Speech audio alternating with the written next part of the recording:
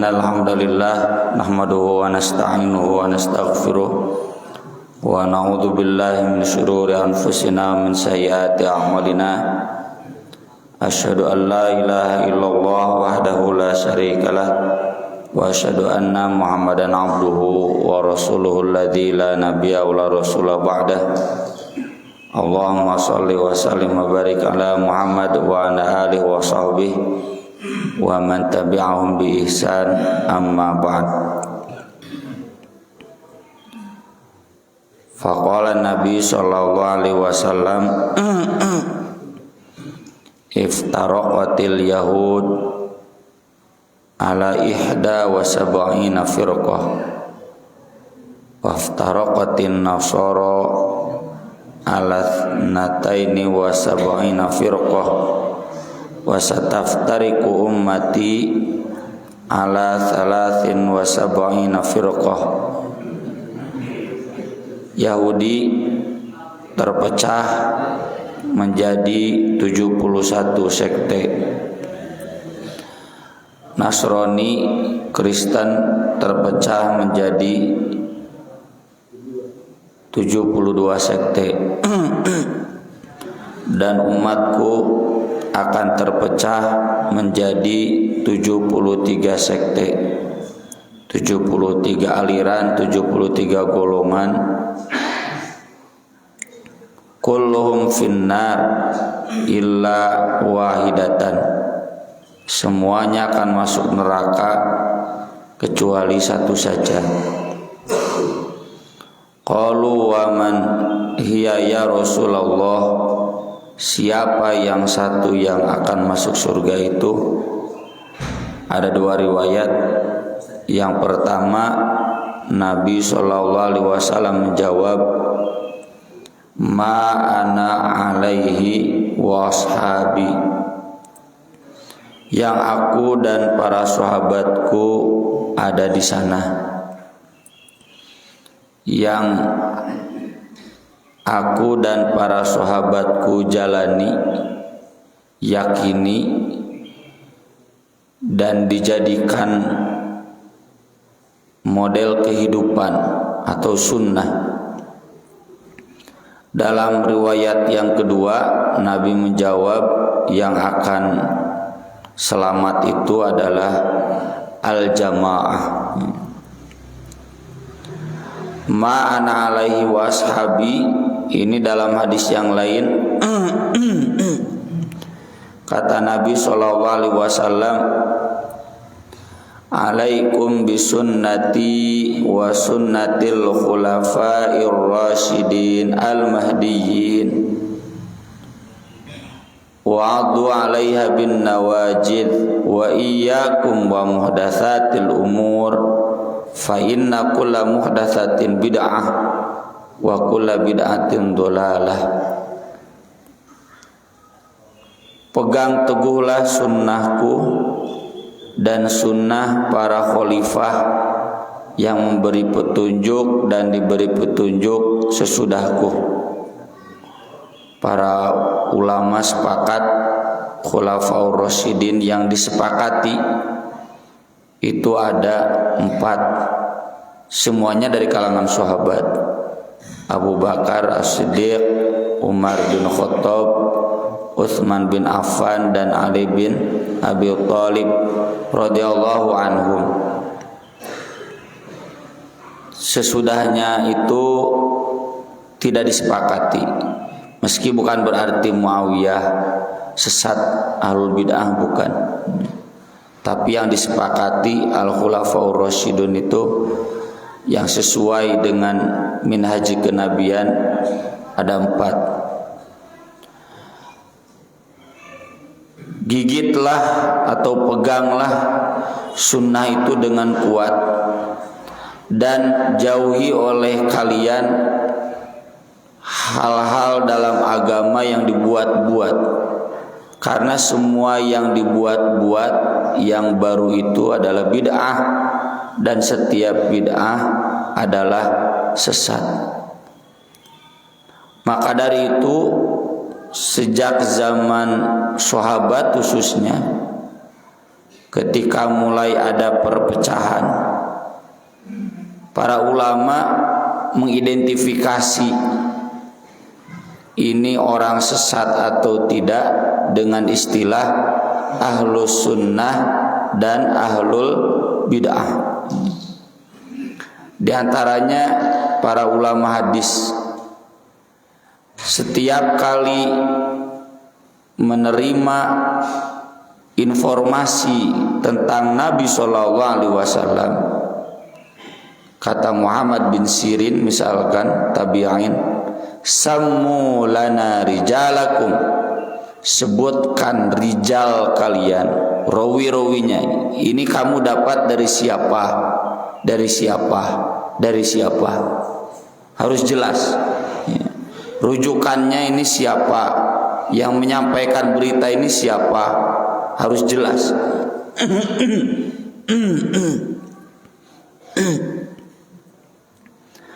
Maka jika mereka dari ahlus sunnah diterima beritanya, dan jika dari ahlul bid'ah maka ditolak. Jadi dari sejak era salaf itu sudah ada istilah ahlus sunnah, ada ahlul bid'ah. Ahlul bid'ah yang dimaksud di era salaf itu Syiah, Mu'tazilah, Khawarij ya, dan keturunan-keturunannya Qadariyah, Jabariyah ya. Secara umum itu.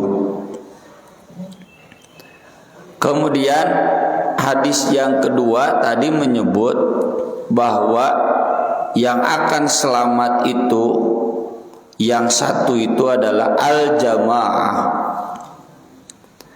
Apa yang dimaksud al-jamaah ini?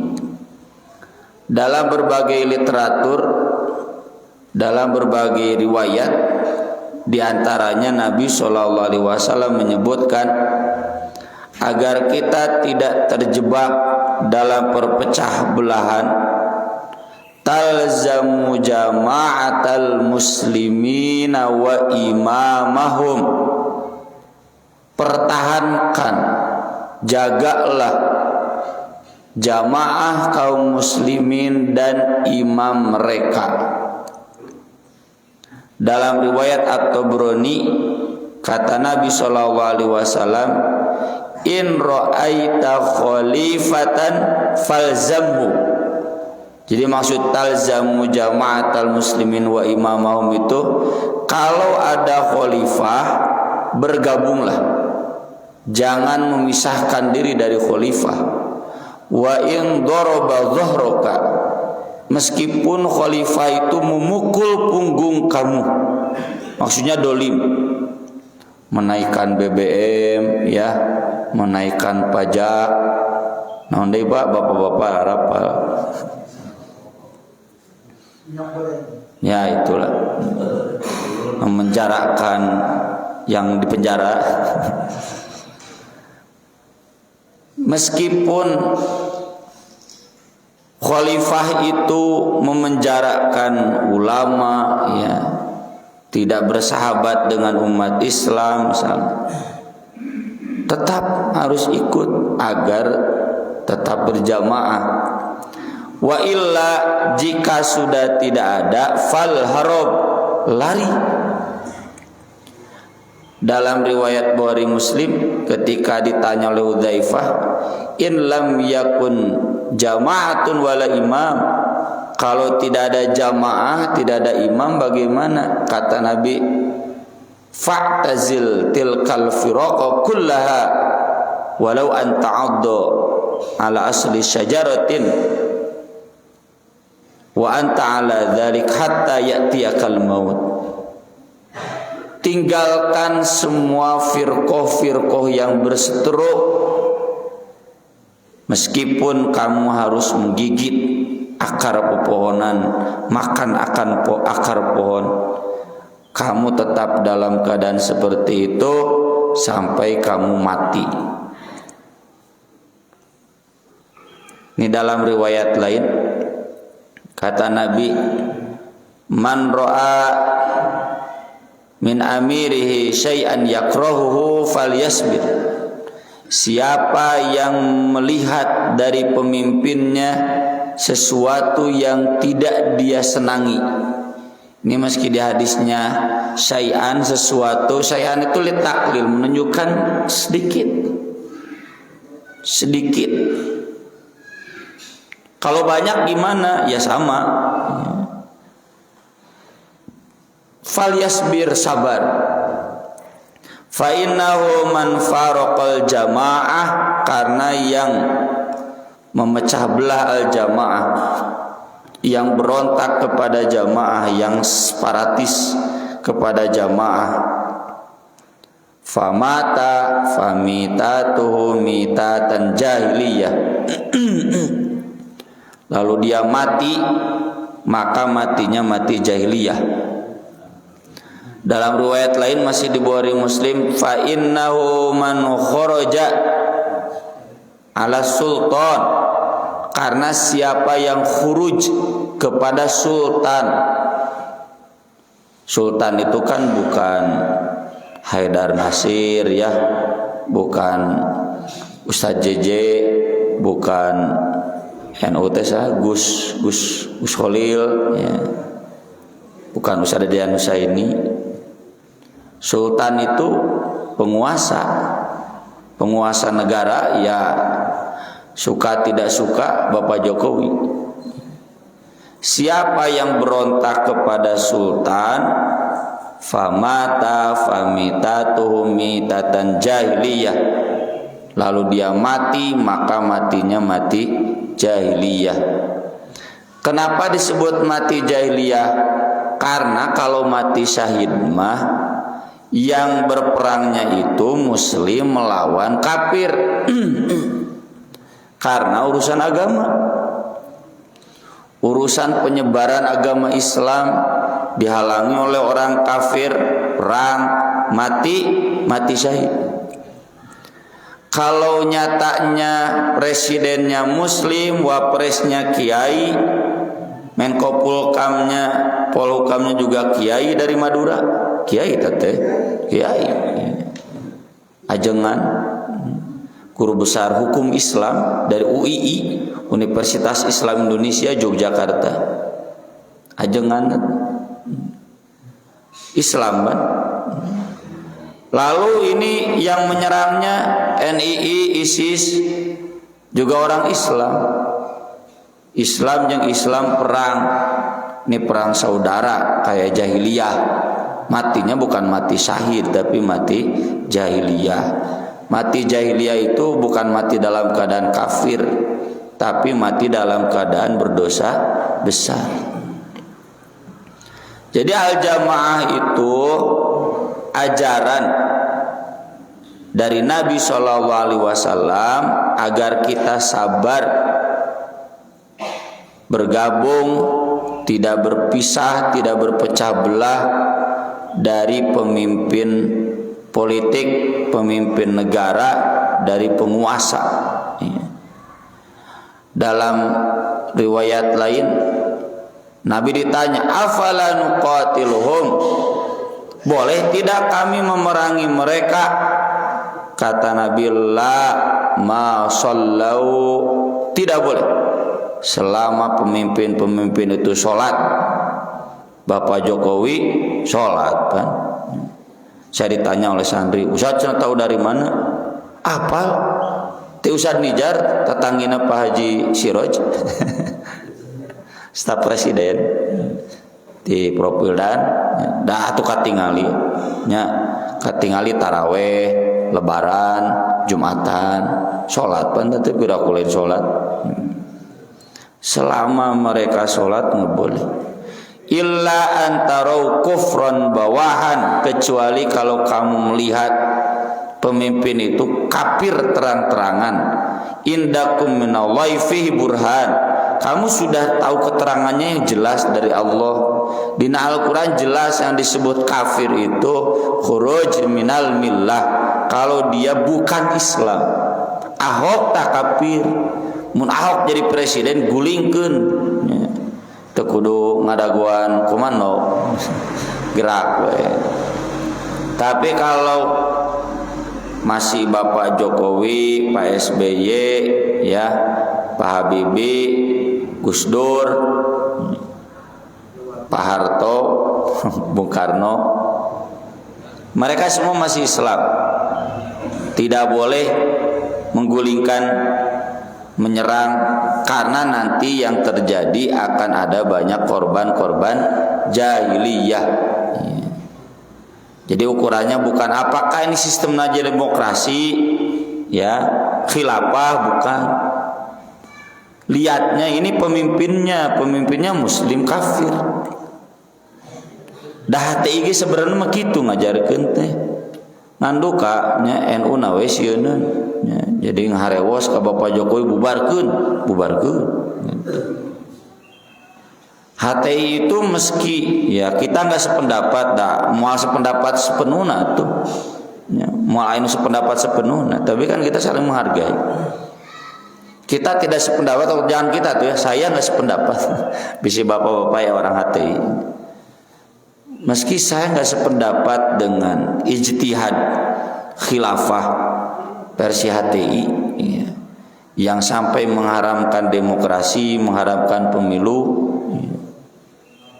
Meski ujung-ujung nama ayawenya ustad-ustad HTI anu kemudian berpisah jika Al-Khattat dulu kan ketua umum HTI itu presiden HTI misah jadi bikin HDI Hizbud Dakwah Islam karena apa? Ingin ikut pemilu, ya. HTI-nya nggak boleh, ya. Saya nggak sependapat dengan mereka di bidang itu, di wilayah itu, dan nyeri hati atuh piraku orang nyoblos caleg, capres, cagup, lalu kemudian dibilang sistem kafirnya terlalu berlebihan. Saya sering bilang saudara-saudara saya dari HTI, Anda tidak sependapat demokrasi silakan, tapi kalau bilang-bilang sistem kafir sarua jeung ngapirkeun aing kasarna silakan. Dan HTI tetap berpegang pada jamaahnya. Ketika kami dulu mengundang Ustaz Rahmat Labib, ya, ke Piade, pan presiden HTI entah kalau udah diganti, terakhir itu beliau. Kita langsung saja to the point, kenapa HTI tidak jihad siganu didoktrinkeun ku Majelis Mujahidin Islam, ya, dan jaringannya. Kenapa tidak jihad? Kan presidennya masih muslim, jawaban Sadar Rahmat Labib. Kan kita nggak boleh menyerang pemerintah yang nyatanya masih muslim, masih mengayomi umat Islam. Tuh berarti sarua al-jamaah.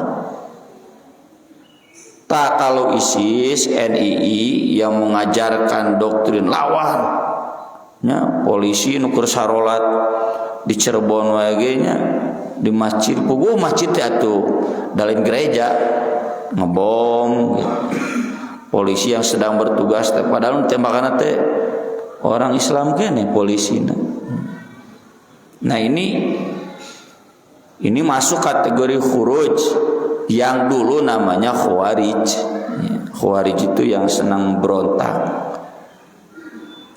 Dan dalam sejarah terbukti umat Islam berpecah belah itu bukan karena akidahnya, bukan karena ibadahnya, bukan karena beda Quran sunnahnya, tapi berawal dari perpecahan politik. Ia sepakat, nah, para sejarawan, para peneliti, ketidaksabaran menghadapi pemimpin berujung luka di hati jadi ekstremisme, muncullah Syiah, muncullah Khawarij, muncullah antitesisnya Mu'tazilah, terus kadituna. Pas kalau Nabi menyebutkan agar kita selamat al-jamaah. Dari dua riwayat ini, maka dari sejak zaman sahabat istilahnya itu ahlus sunnah wal jamaah. Di antaranya ketika Ibnu Abbas menafsirkan surat Ali Imran, a'udzubillahi minasyaitonirrajim, yauma tabyaddu wujuh wa taswaddu wujuh. Pada hari kiamat nanti akan ada wajah-wajah yang memutih dan akan ada wajah-wajah yang menghitam. Siapa wajah-wajah yang memutih itu? Kata Ibnu Abbas, yauma tabyaddu wujuhu ahli sunnah wal jamaah wa yauma taswaddu wujuhu ahli bid'ah wal furqah. Pada hari kiamat nanti yang akan memutih itu ahlus sunnah wal jamaah. Ya Ibnu Abbas itu sahabat.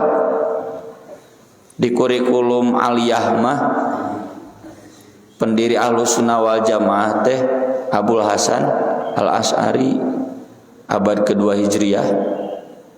Ya, mata ku abdi ka santri. Lamun memeriksa soalna kemenag, tak eta jawabna. Kalau yang memeriksa soalnya adalah pesantren, nanti tanya dulu cetek panitia ujiannya. Jawabannya, siapa pendiri Ahlussunnah wal Jamaah? Rasulullah sallallahu alaihi wasallam.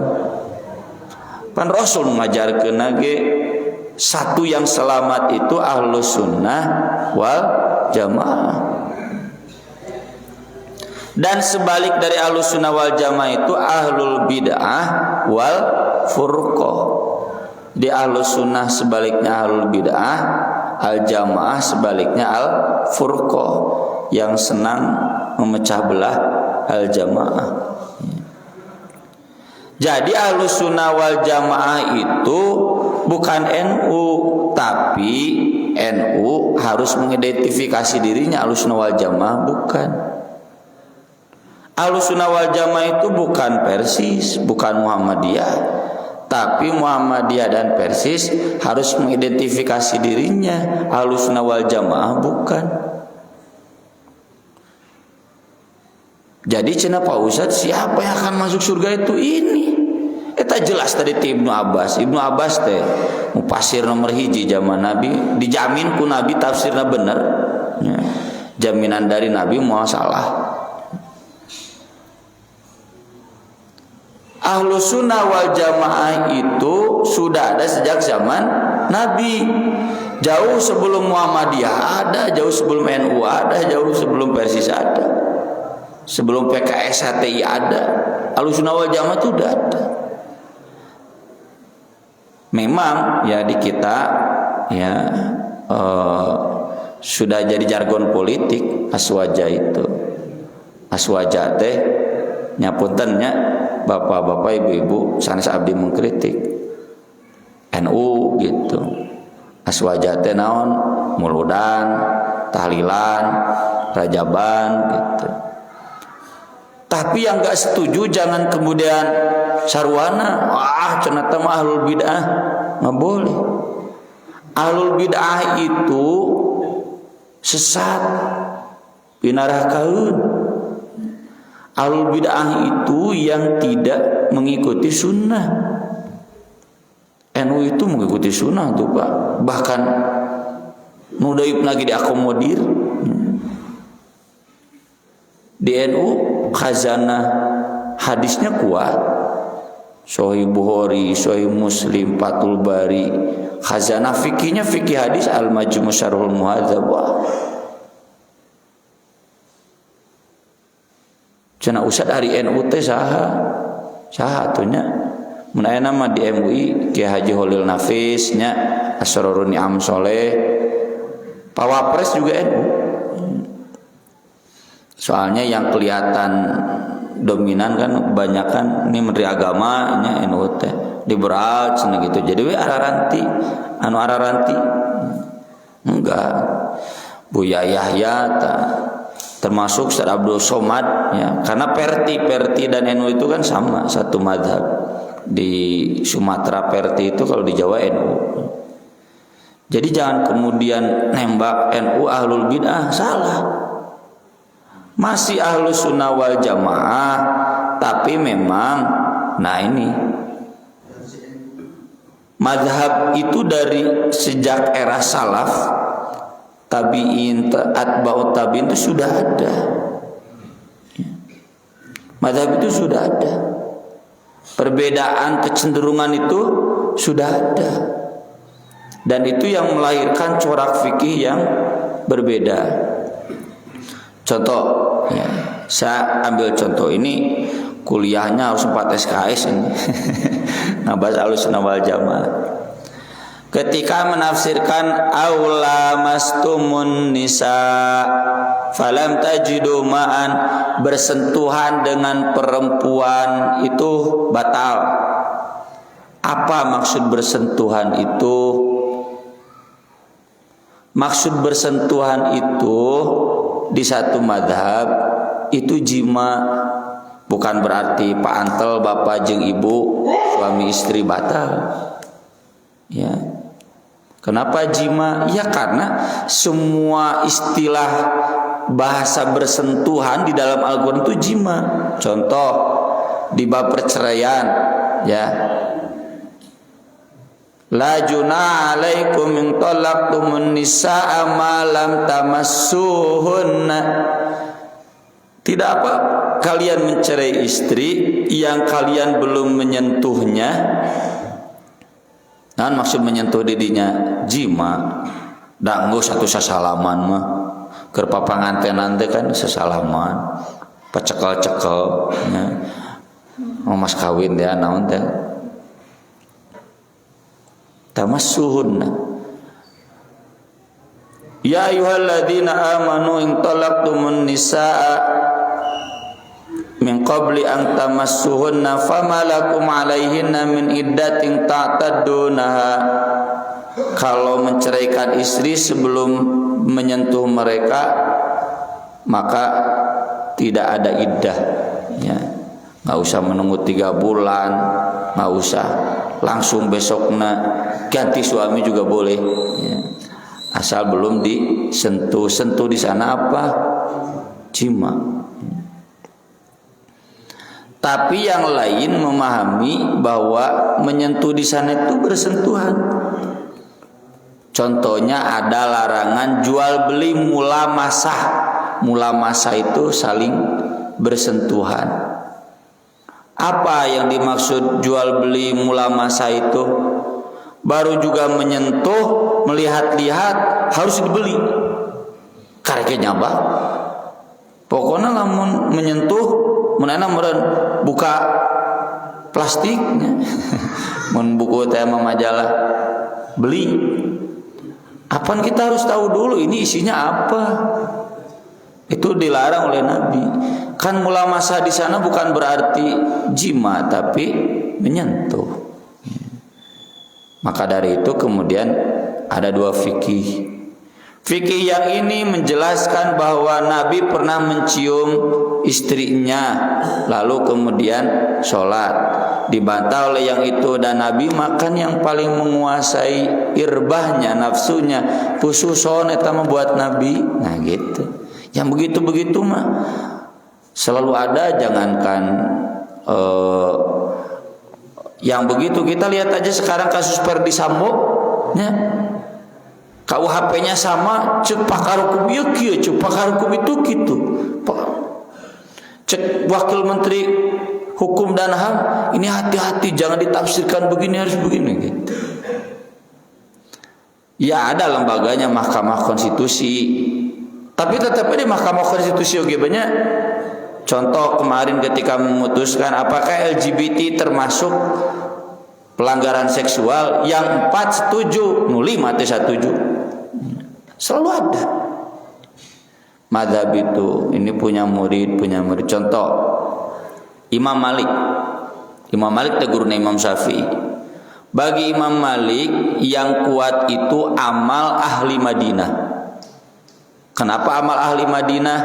Karena sahabat, tabi'in, atba' tabi'in itu mayoritas ada di Madinah, dan ini langsung nyambung ke Nabi.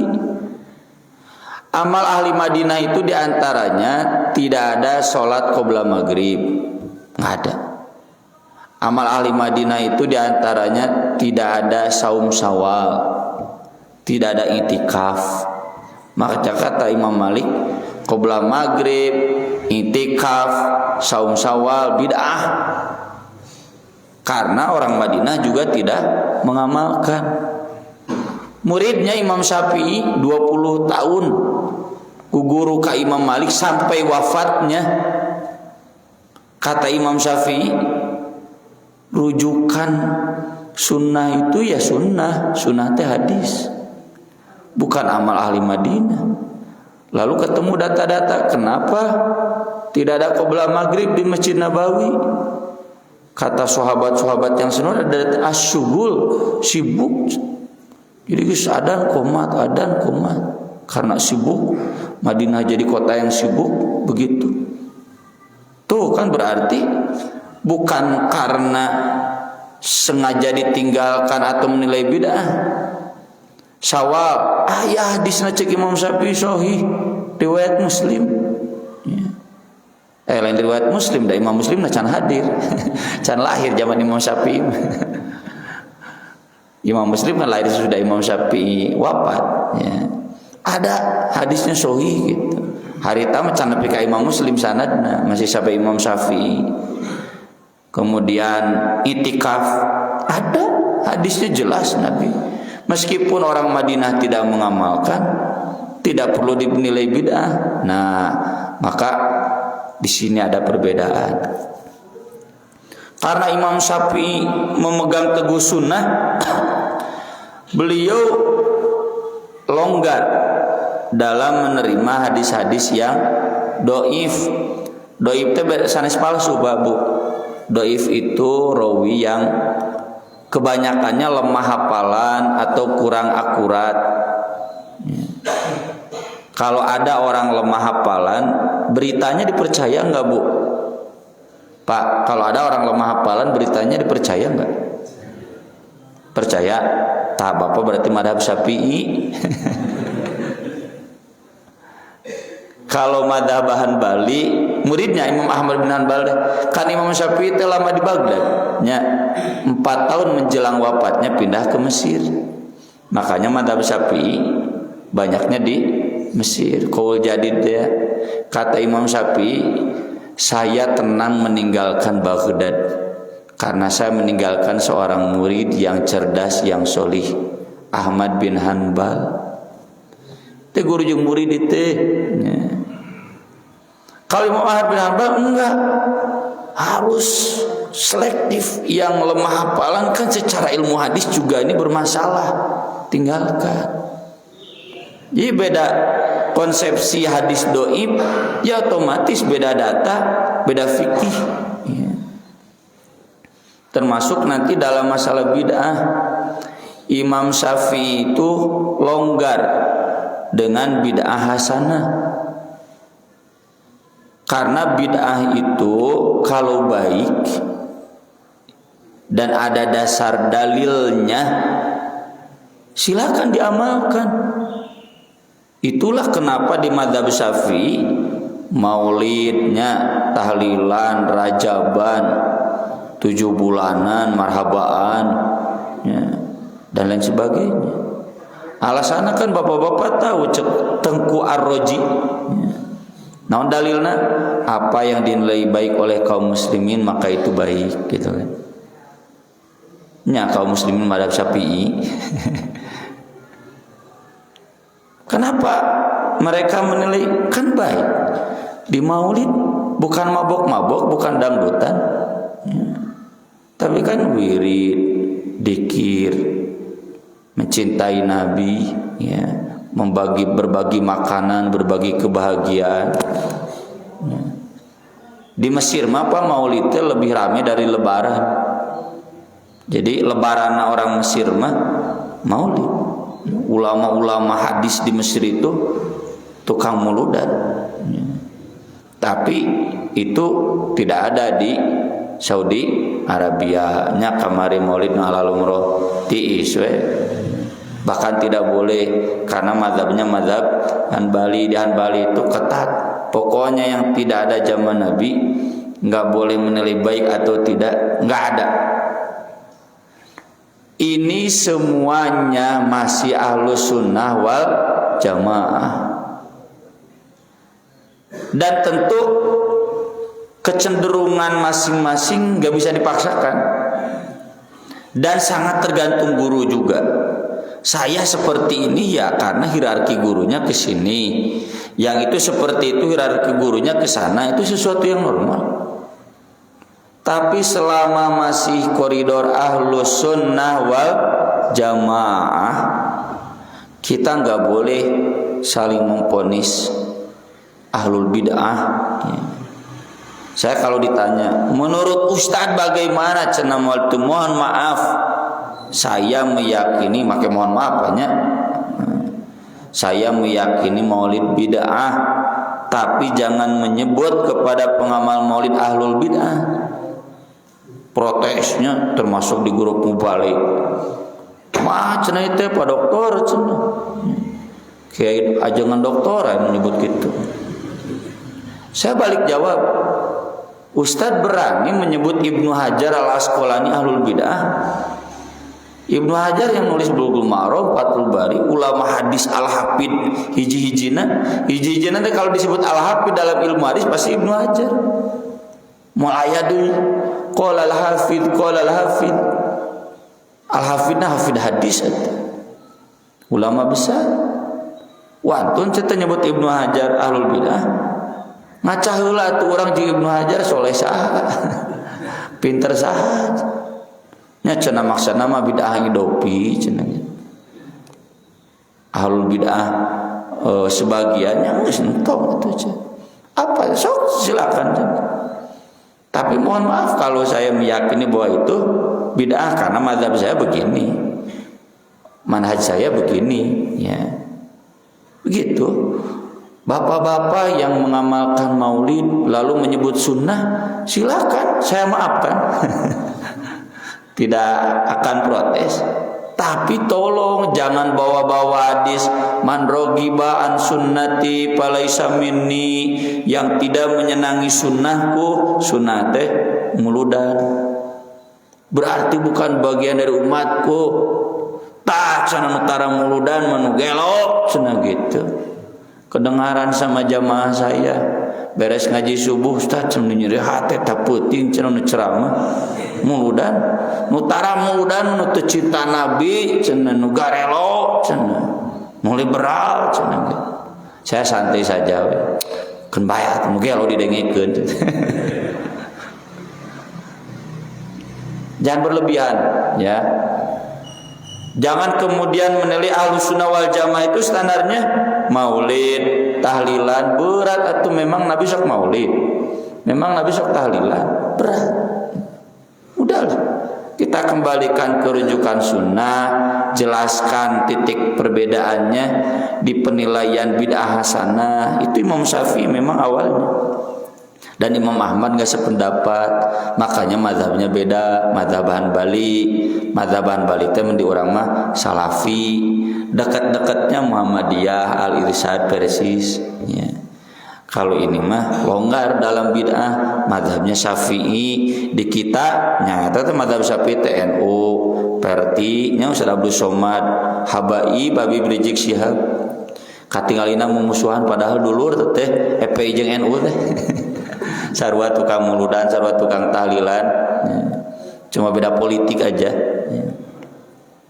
Nah ini ya yang Nabi jelaskan, Ahlus Sunnah wal Jamaah ini harus jadi pijakan dasar buat kita untuk menjaga persatuan umat ya. Dan hal-hal yang berbeda di sesama Ahlus Sunnah wal Jamaah, kan Allah sudah mengajarkan wajadilhum billati ya ahsan. Diskusilah dengan cara yang terbaik. Mun bahasa abdi mah teu kudu pasea atuh nya. Sok we ka dieu ngariung tah cikopi nu dek udud-udud. Ngobrol santai. Sok itulah naon dari muludan teh, naon dari tahlilan teh santai. Biar kita sampai da ujug-ujugna mah ka dinya. Madhabnya, akar madhabnya ini bagaimana menilai bid'ah hasanah Dan ketika nggak bertemu, ya bukan kemudian saling bermusuhan. Saya sering contohkan, saya madhab anti rokok, bahkan kalau ditanya haram rokok teh saya halalkeun. Lalu bapak saya, kakak saya, ya, dan sebagian besar jamaah saya merokok, sugan memusuhan, sama masjid ngaji bareng. Meskipun di pesantren saya tulis area dilarang merokok, kapaksa usah-usah tara rokok di dinya. Kaditu we ka tempat parkir. Saling menghargai. Yang merokok kalau datang saya diparareuman gitu. Kecuali lu loban marokok jadi abdi nu ngelehan. Nah, yang begitu-begitu ya sesuatu yang maklum, dan kita perlu untuk lebih memperdalam ilmu lagi agar bisa tahu mana sebetulnya yang sesat dan mana yang tidak sesat. Sekian, mungkin saya takut terlalu berpanjang lebar ya, mengambil aya pertarosan Bapak moderator nyangakeun. Ya, dipersilakan yang mau bertanya.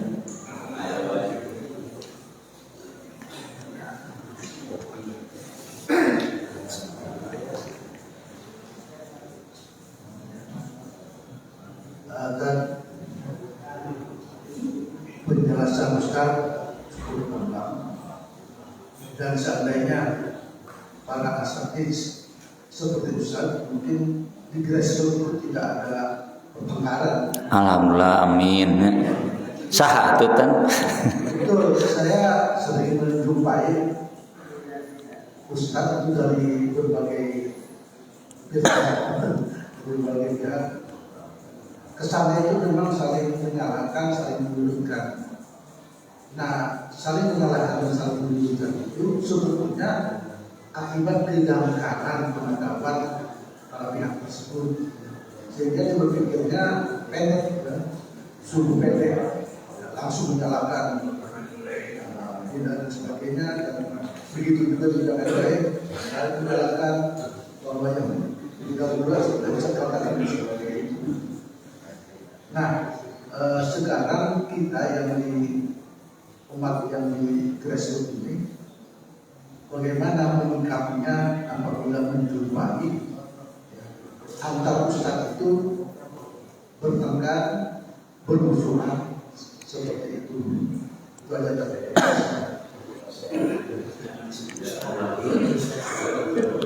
Perbedaan itu sebetulnya bukan perbedaan pendapat, tapi perbedaan pendapatan. Dan secara psikososial ya, setiap kelompok itu selalu ingin mengidentifikasi dirinya dengan ciri-ciri khas yang kemudian mereka terjebak dalam fanatisme. Dan sesudah fanatik mereka nggak mau kompromi dengan kelompok lainnya. Itu normal lah, tong di agama unggul, di siga bobotoh we jeung Jack di Jack duka. Jadi selalu begitu nya. Aremania jeung bobotoh, bobotoh jeung bonek mah aku. Ini secara psikososial memang begitu. Ketika satu kelompok berkelompok, mereka selalu ingin mengidentifikasikan dirinya sebagai berbeda dari yang lain ya. Contoh klub motor, klub mancing ya. Selalu ingin mengidentifikasi dirinya dengan identitas-identitas tertentu dan ingin merasa berbeda dengan yang lain dan bangga dengan berbeda itu. Nah, itu punten sifat-sifat jahiliyah ya. Kalau kita kemudian membawa psikososial itu ke dalam agama, nah itu yang Nabi sebutkan tadi ya, ada nilai-nilai jahiliyahnya. Dan memang Pak Haji, buat Ustadz ini yang saya prediksikan, karena saya juga rasakan serba salah. Contoh, ayeuna ngaji di zaman resep muludan. Dia otomatis terbawa suasana, harus menjadi pendukung itu. Otomatis jadi nembakan tuh eta kan beda pendapatan lain beda pendapat. Atau dia ngajinya di jamaah yang anti muludan, dia terbawa suasana, dia nggak bisa melawan arus itu. Dia ingin menyenangkan kelompok itu, ditembaklah masuk muludan. Nah itu yang saya maksud beda pendapatan, yang lain beda pendapat. Yang mudah-mudahan, tapi saya optimis ya. Kami kan yang mendeklarasikan MIUMI dari Persis, perwakilannya Ustaz JJ sama saya. Saya perwakilan dari pemuda dulu ketika masih muda. Platformnya MIUMI itu Ahlus Sunnah wal Jamaah. Ada Kiai Idrus Ramli, ada ya, Ustaz Abdul Somad ada. Ya. Aya Ustaz Bahtiar Nasir, Ustaz Zaitun Rasmin, anu Salapin, Ustaz Farid Okbah ngahariji eta. Terus anu ti Madura teh nya Bangkalan aya saya lupa lagi namanya ya. Yang nyambut Prabowo lah di ditu. Tetapi NU. Dan kita sepakat bahwa Ahlus Sunnah wal Jamaah itu memang ada dua secara umum, ada salaf, ada kholaf, ada mazhab Hanbali, ada mazhab Syafi'i. Ini bahasa Ustaz Zaitun Rasmin ya. Kan salafinya Zaitun Rasmin Wahadah Islamnya. Saya akan tetap mengajarkan ke komunitas saya tidak boleh maulid. Meski saya harus tetap mengajarkan bahwa mereka jangan kemudian memusuhi yang maulid, bahwa mereka masih Ahlus Sunnah. Ustaz Idrus Ramli silakan ya. Kita nanti berdiskusi saja ya. Ini yang muda-mudanya sudah banyak yang begini. Insya Allah lah, mudah-mudahan 10 tahun ke depan 20 tahun ke depan atau generasi yang akan datang ya, kita mengajarkan nilai-nilai ini. Tidak perlu orang Persis, orang NU kemudian menghilangkannya, silakan. Cuma masalahnya bagaimana mereka saling menghargai sesama Ahlus Sunnah wal Jamaah, mengakui bahwa itu bagian dari khazanah Islam, ya, khazanah sunnah, khazanah perbedaan madhab. Ya sama ada. Kita ngobrol dengan salafi hese, baji nyambung nanti jeung salafi. Kekeh we. Kudu madhab salaf, ya. Susah. Ayeuna disebutkeun kulantaran teu karuliah da anger, nu karuliah ge aya we. Kalau memang fanatis, walau alam nih apakah harus saya sebutkan bagian dari hidayah gitu. Tapi saya pribadi optimis. Generasi-generasi mudanya itu sudah bisa mengkaji dengan fair, sehingga insya Allah tidak akan menimbulkan gejolak-gejolak di grassroots-nya. Mengapa Ji?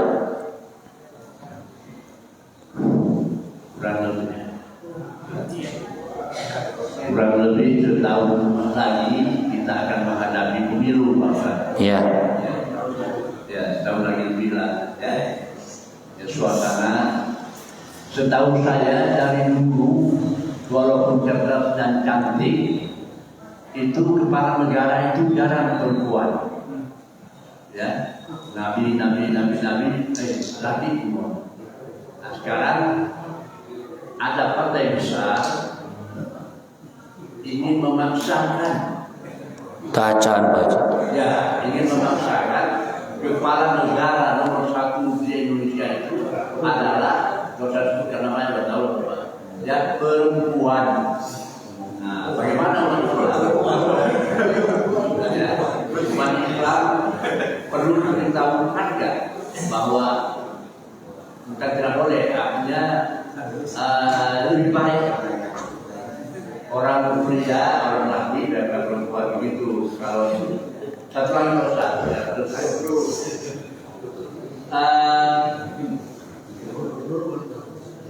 pada diri manusia itu ada nafsu mutmainnah, nafsu lawamah, kemudian nafsu lagi Ammarah.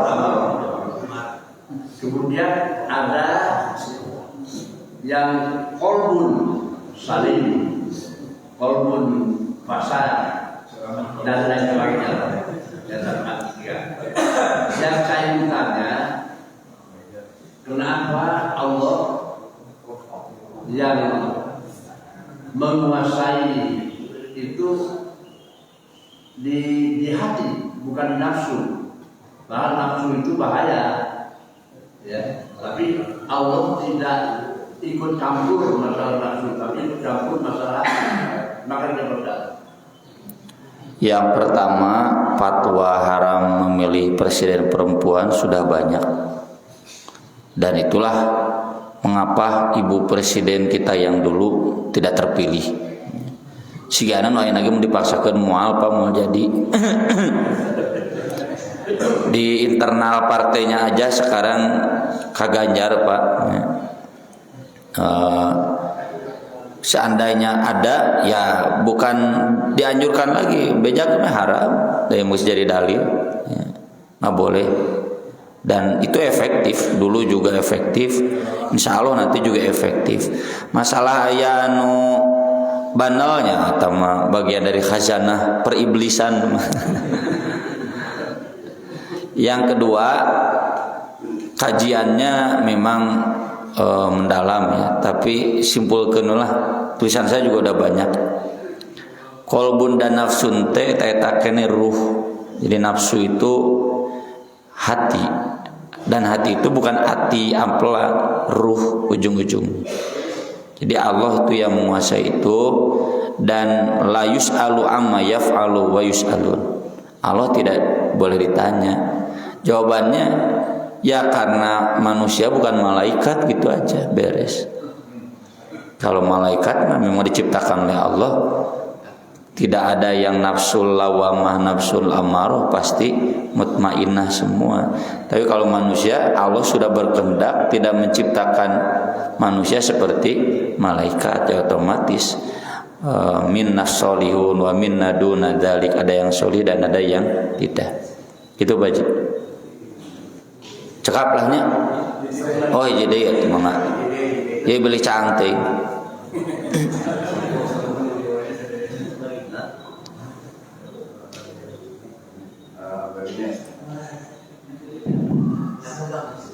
Tadi janganlah menjauh dari Tuhan dan janganlah melawan hati penguasa. Jadi selagi dia sholat harus dipatuhi gitu pemimpinnya. Jadi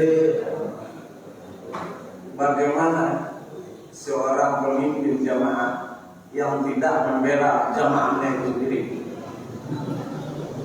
justru malah merangkul jamaah yang lain yang tidak sependapat dengan jamaah yang dia pimpin. Jadi maksud saya itu suatu pemimpin suatu negara tidak membela rakyatnya sendiri dan membela negara rakyat dari negara lain. Ya. Yang pertama, taat kepada pemimpin itu kalau bukan maksiat. Kalau maksiat, fala sam'a wala ta'ah. Yang kedua, pemimpin yang dolim bukan berarti dibiarkan. Afdolul jihad kalimatu adlin inda sultanin jair. Jihad ngelawan pemimpin mah bukan dengan senjata, tapi dengan amar ma'ruf nahi munkar. Yang ketiga, pemimpin kita masih mengayomi rakyatnya, cuma memang belum maksimal. Contohnya ini masjid, ya diizinkan buka. Saya tidak harus daftar dulu ke Babinsa untuk ceramah. Ini Baitul Hikmah ijazahnya dilegalkan oleh Bapak Jokowi, ya. Coba lah mesti dilegalkan ngaranna cenah ieu Islami, tutup ganti ku Yayasan Pancasila gitu. Enggak kan? Saya pesantren atau perguruan tinggi Islam najan jurusan Quran, najan jurusan hadis diakui ilegal ku negara. Di Prancis mah moal mungkin. Di Prancis di Inggrisnya rumah sakit Islam disumbang, bank Islam disumbang, pesantren guru-guru negerinya dihonor ke negara. Jadi mengayomi, cuma memang belum maksimal ya. Bapak-bapak yang ASN-nya di keagamaan kan moal akhir di Prancis, di Bereknya di negara-negara liberal di Inggris nggak ada. Itu hanya ada di Indonesia karena memang negara kita masih mengayomi umat Islam. Yang pesantren murni pun ijazahnya legal, tidak dianggap ilegal ya, dan bisa melanjutkan perguruan tinggi, bisa daftar ASN gitu. Jadi masalah kemudian belum maksimal nyata mah ngaranna ge pamimpin ya tidak maksimal. Terima kasih, mudah-mudahan bermanfaat. Nanti pertanyaannya di lewat ini saja. Aku qouli hadza wa astaghfirullah li wa lakum subhanakallahumma bihamdik asyhadu an la ilaha illa anta astaghfiruka wa atubu ilaik. Wassalatu wassalamu ala Rasulillah. Wassalamualaikum warahmatullahi wabarakatuh.